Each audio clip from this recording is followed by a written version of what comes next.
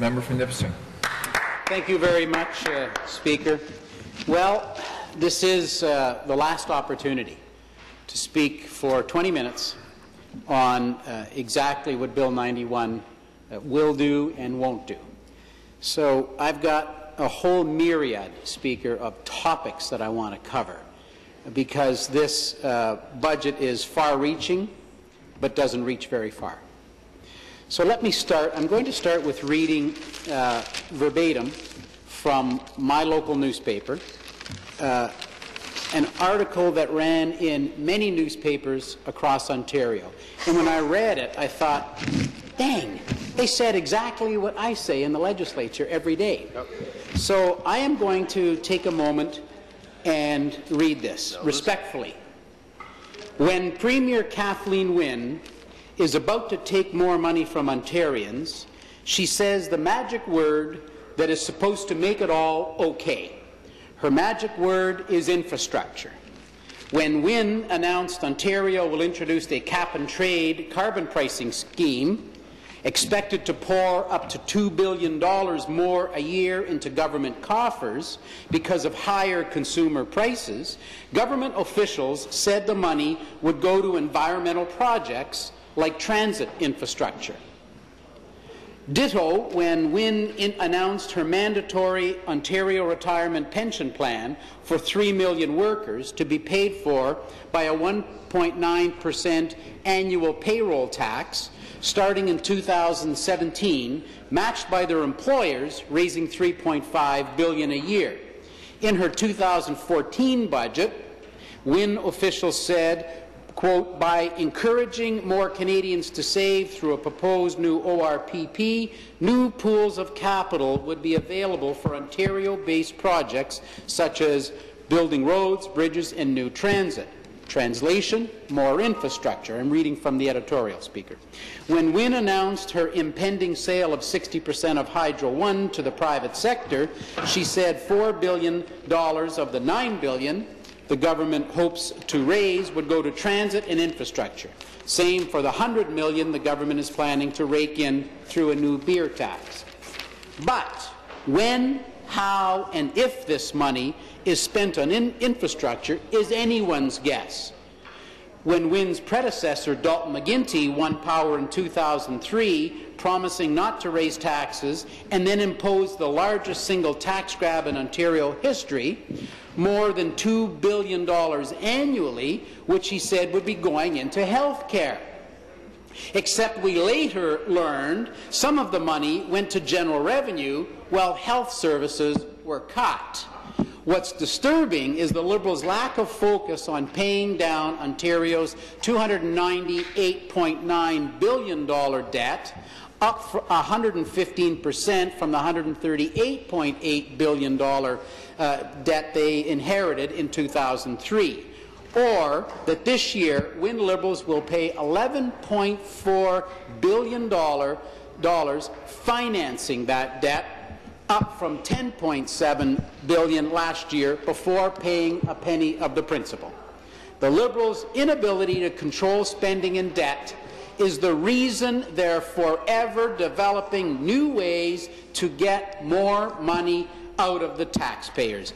Infrastructure is just their latest cover story. Up the clock, please. Point of order. I recognize a member from Barrie. That is a prop he is using. He cannot use it, as I understand. No.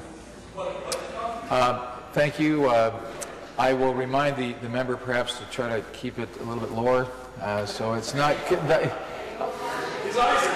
I understand that. I will overrule and say that he is allowed to use that. Thank you very much. Continue, please. Thank you, Speaker. Now, you'll notice I folded it over as small as it could be. I have glaucoma. I have to actually have it up close to my eyes. This is as hushed as I could keep it, and I don't consider reading from a national media to be a prop, as neither do you. Well, let me read from another newspaper story, Speaker. Again, I said I'm going to be bouncing around here because in the 15 minutes I have left, I want to cover so many topics that this budget actually either impedes on society or doesn't fix a problem. Here's one that it doesn't fix. Ontario second in illegal tobacco sales. Now that's really quite interesting to note in this newspaper, Speaker. This article starts, Ontario is second only to Panama when it comes to selling illegal tobacco in the Americas. Now that's quite fascinating, Speaker. The KPMG report found that 31% of tobacco sold in Ontario is illegal, putting the province on par with El Salvador. Now, Speaker, here we are with an opportunity in Bill 91 in the budget to tackle the hundreds of millions of dollars we can be earning from the sale of illegal tobacco, and instead we don't bother touching that. But what we did touch until our party and the other opposition party, I may say, began to dig deep into this was the film tax credits. You know, they're not going to chase several $100 million in illegal tobacco, but they were putting $1.3 billion film industry in jeopardy, immediately in jeopardy, by rolling back the film tax credits. Now, it's a $1.3 billion industry that was gobsmacked, is the only word I can think of, as to what this government was doing. All this, putting the entire sector in turmoil, was to save $10 million. Now, $10 million is a lot of money, don't get me wrong. But when you don't tackle the hundreds of millions, if not billions, according to this article, we lose $2 billion a year in unpaid tobacco taxes across all of Canada. So our share is in the hundreds of millions. That, we ignore that, but we go after the film industry for $10 million that put $1.3 billion worth of film in jeopardy. Now, thankfully, we spoke loudly and clearly in this legislature, and I will say this government, either they listened or they bumped their head. I'm not really sure what it was, Speaker, but anyway, they finally decided that was a very big mistake, and they decided to grandfather, as the expression goes, the films that are already underway.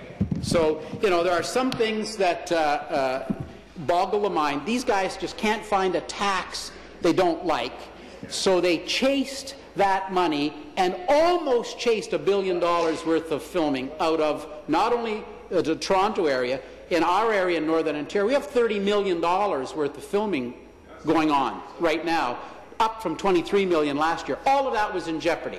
My phone rang off the hook for weeks, and Speaker, thankfully, our caucus, and I will say, with the we're joined with the NDP, and together we fought this one. Now, here's one that we didn't win, Speaker. The Auditor General came out with the government's proposed amendments to the Government Advertising Act, a special report in May of 2015. The Auditor General brought this document to us just last month, Speaker.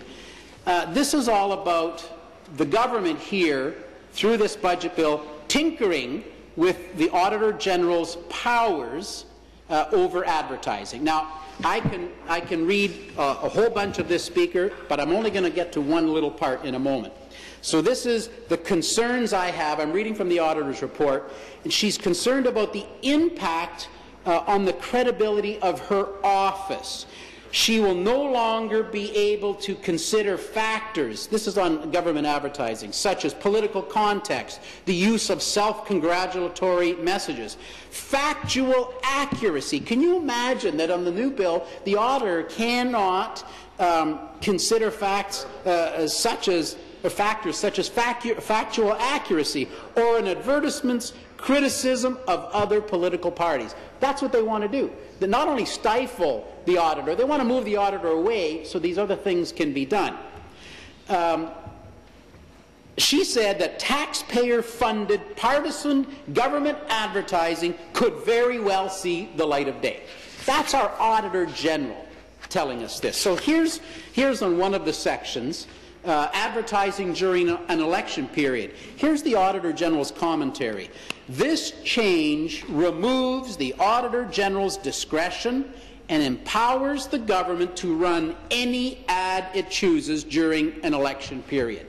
I mean, that's the depth, Speaker, that this government is using the budget bill to change things, to help align the stars, to help them along in all of the things they're doing, and using taxpayers' money now to advertise these things, and even during an election period, Speaker, so we know what will come in 3 years. Speaker, we've heard from many organizations about the ORPP, the pension tax. We heard from the Chamber of Commerce, the Ontario Chamber of Commerce this morning, along with 150 voices, signed a letter saying to the government, whoa, hang on a second. This is nonsense. This is going to stifle Ontario businesses.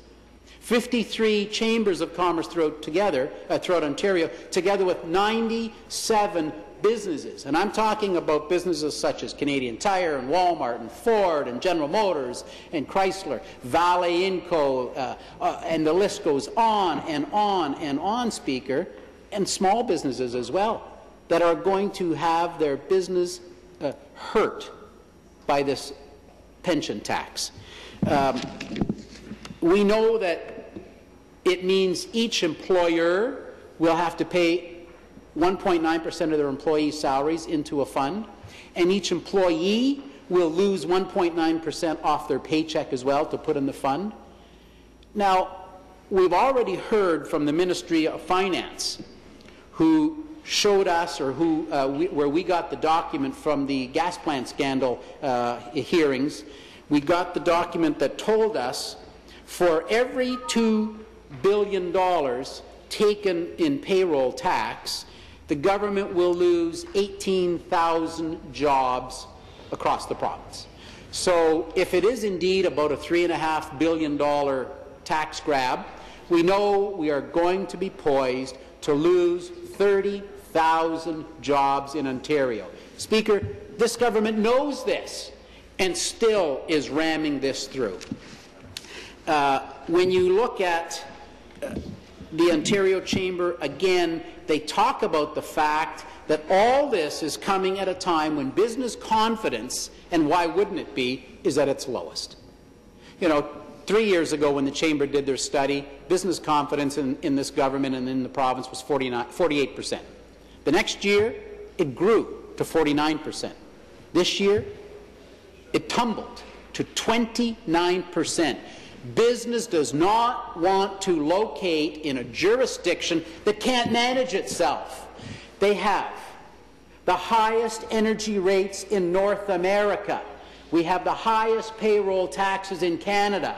We have a debt that grew 100%. It took 137 years, Speaker, to get our debt to $139 billion. It took these guys 10 years to double that debt. Speaker, when you're now spending more money on interest than you are in most other ministries, you have to know that something is desperately wrong. When we looked at the statistics, last year we had 2,700 fewer businesses in Ontario last year, Speaker. 2,700 fewer businesses. Why? Because they've left Ontario for better managed jurisdictions, jurisdictions with lower energy rates, jurisdictions with lower tax rates on payroll tax, and better managed jurisdictions. They cannot find a tax they don't salivate over. I've told the story of the Victor mine before. It's when diamonds were discovered in northern Ontario. After De Beers had already spent more than $1 billion getting the mine ready to open, these guys surprised them with a diamond tax, first ever in Ontario. But they said, oh, don't worry, we're going to tax every diamond producer in the province. Of course, there is only the one. We now have come across the documents. We've asked the Ring of Fire companies about the chromite tax, about chromite, and they all continue to tell us they're very worried this government is going to develop a chromite tax. And Speaker, through the gas plant scandal documents, yes indeed, sure as we've said, we've now discovered the document that they were going to implement a chromite tax to one of the proponents. We've said it all along, They've never denied it in the legislature. They just changed the topics. The Premier's going to go canoeing or something, which is probably exactly why we're up the creek without a paddle, Speaker. Let me tell you a little bit about, in the 5.5 minutes I have remaining, the most shocking thing that we've seen happen here, Speaker, is this fire sale of Hydro One. Now, if you go back, they'll tell you very quickly, oh, no, this is all this money is going into infrastructure, same as when I started off. But let me read from the Ottawa Citizen, Speaker. This is a quote when the government continued to say this money was going to be used for transit. Well, if you look back in the 2014 budget, there already was asset sale money allocated. It was $3.1 billion over 4 years. That doesn't sound like the $4 billion they're getting from Hydro. There was no mention of the fact that they needed that amount of money from Hydro. That's all new, Speaker, because they're broke. They're going to take that Hydro sale money and they're going to pay their bills with it. And I have no idea what they're going to manage to sell the next year or the year after to pay the bills of this government, because they have a spending problem. Again, we don't have a revenue problem in Ontario. Revenues were up. But we have a spending problem, Speaker. Spending was up. Spending in this province is up. They don't know how to control their spending. So here's a quote from the Ottawa Citizen, quote, "A reasonable person might wonder why we need to sell most of a significant public asset just to keep doing what we've been doing for years.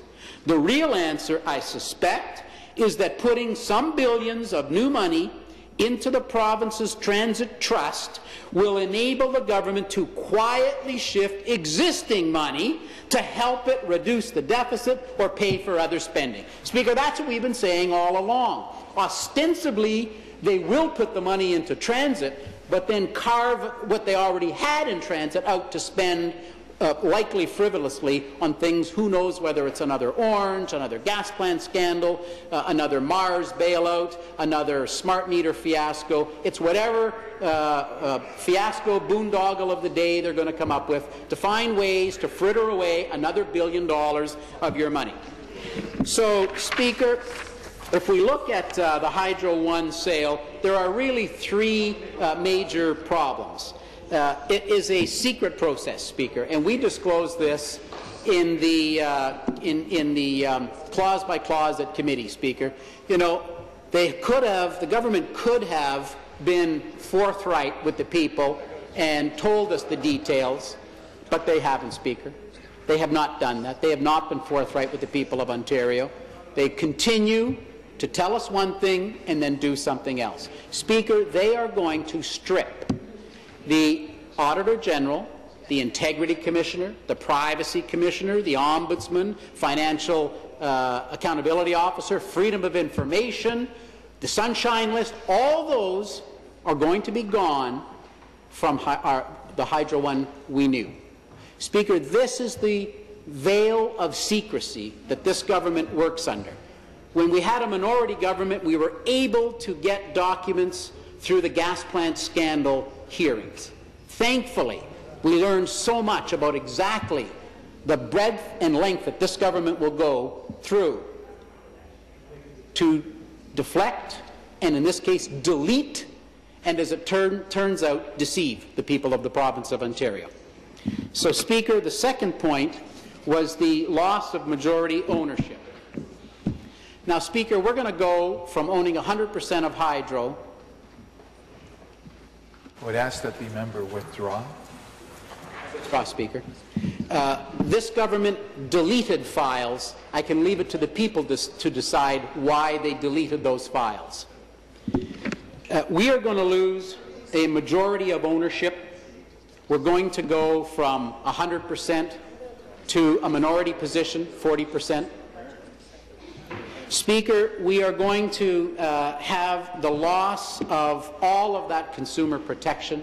Speaker, this is a fire sale. They're broke. They have no money. In fact, they have a deficit again this year.